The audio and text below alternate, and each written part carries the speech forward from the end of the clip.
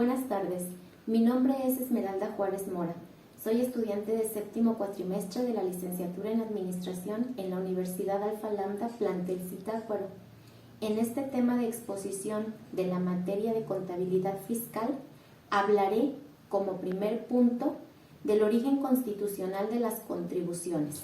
Para empezar hablaremos del artículo 31 constitucional, fracción 4, donde se establece que es obligación de todos los mexicanos contribuir para los gastos de la Federación, de la Ciudad de México, de los estados y de los municipios, de forma proporcional y equitativa según lo que establezca la ley.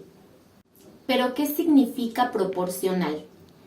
Para ejemplificarlo, diremos de manera muy sencilla que a mayor ingreso, mayor impuesto, a menor ingreso, menor impuesto.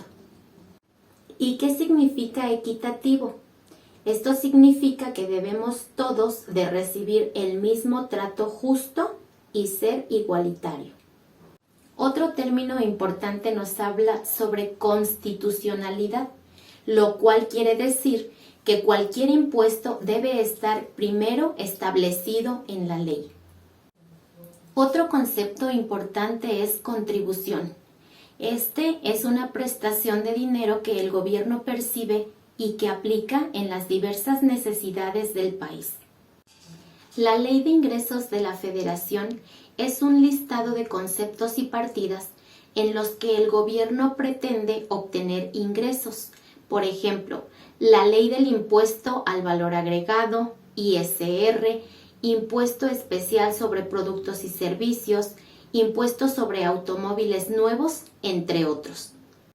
Por otro lado, el presupuesto de egresos es el listado de conceptos y partidas en los que ahora el gobierno erogará el ingreso que recibió. Por mencionar algunos, tenemos la Secretaría de la Defensa Nacional, la Secretaría de Educación Pública, el Turismo, Energía, entre otros. Ahora hablaremos del impuesto sobre la renta. Este es uno de los impuestos más importantes en el país, pues es el principal de donde el gobierno obtiene ingresos. Tanto las personas físicas como morales están obligadas a pagar este impuesto.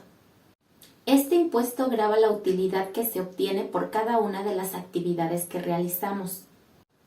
El pago de este impuesto contribuye para sufragar gastos que se hacen como seguridad, infraestructura, educación, salud, que brinda el Instituto Mexicano del Seguro Social y el Instituto de Seguridad y Servicios Sociales para los Trabajadores del Estado, mejor conocidos como IMSS o ISSSTE.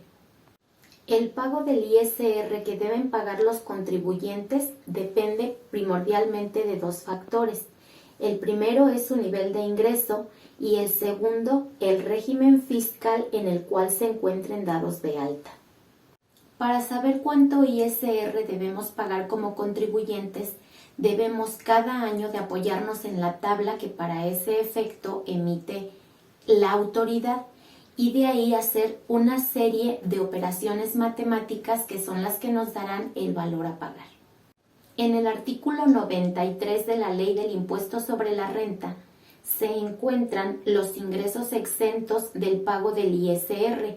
Para poner un ejemplo, hablaremos del reembolso de gastos médicos.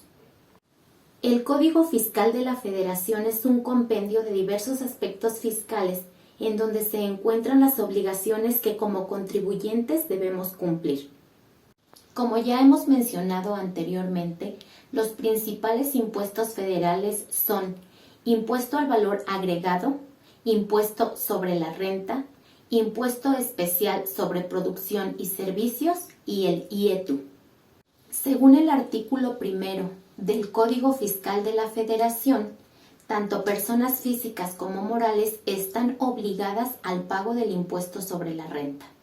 Según el artículo 2 del Código Fiscal de la Federación, estos se dividen en impuestos, aportaciones de seguridad social, contribuciones de mejora y derechos. Las sociedades mercantiles son aquellas que se forman voluntariamente entre una o varias personas cuyo fin es preponderantemente económico. A las sociedades mercantiles las regula principalmente la Ley General de Sociedades Mercantiles, quien vigila desde su constitución hasta su giro comercial y actividad. Según el artículo 1 de la Ley General de Sociedades Mercantiles, existen diferentes tipos de sociedades. Por mencionar algunas, hablaremos de la sociedad en comandita simple, sociedad anónima, sociedad de responsabilidad limitada, sociedad cooperativa, entre otras. Realizan transacciones comerciales y cada socio tiene responsabilidades y derechos limitados o ilimitados según su constitución. Por otro lado, las sociedades civiles, que son diferentes a las sociedades comerciales, están reguladas por el Código Civil en el apartado de contratos.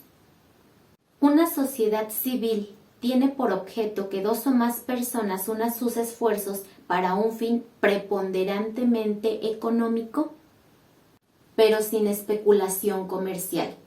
¿Qué significa esto?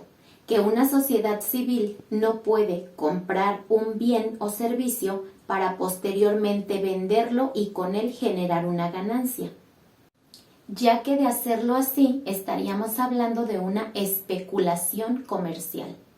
El objeto de una sociedad civil es, en pocas palabras, la prestación de un servicio. Pero ¿cuál es la diferencia entonces entre sociedad civil y asociación civil? Entonces, una asociación civil no puede tener un fin preponderantemente económico ni tampoco especulación comercial. Una característica de una asociación civil es que es manejada por un administrador único o un consejo de administración. Las aportaciones y objeto específico de la sociedad deben quedar definidas en un acta constitutiva. Y para que ésta tenga validez legal, debe quedar registrada ante un notario público. Por último, hablaremos del régimen de incorporación fiscal versus régimen simplificado de confianza, RIF versus RECICO.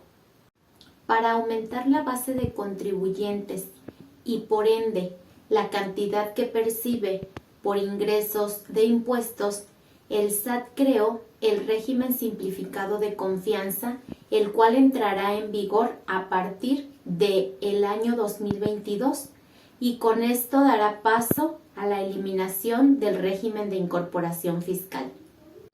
Podrán tributar en el RECICO personas físicas con ingresos anuales hasta por un tope de 3.5 millones de pesos y personas morales con un tope de hasta 35 millones de pesos anuales de ingresos.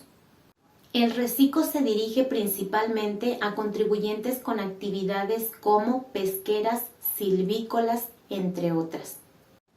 Los beneficios para las personas físicas que entren al RECICO será mayor simplificación tributaria y menores tasas de ISR.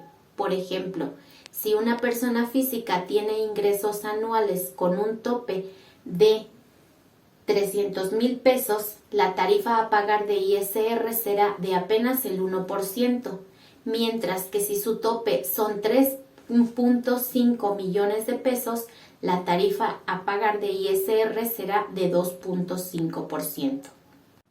Ha sido un gusto compartir con ustedes esta información. Gracias por su atención.